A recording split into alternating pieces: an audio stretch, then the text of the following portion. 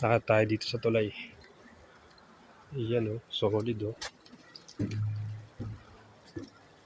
tayo sa tinupan.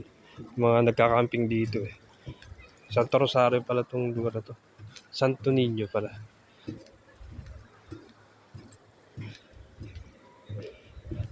Nakakatakot dumaan dito. Umuyog-yug yung tulay Hindi siya basta-basta pwedeng daanan ng mga motor, lalo na yung mga big bike na mabigat. Sa delikado to.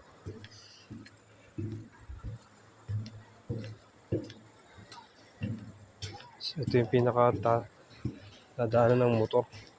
Although malaki yung cable, pero nakatakot pa rin. Laki ng baka.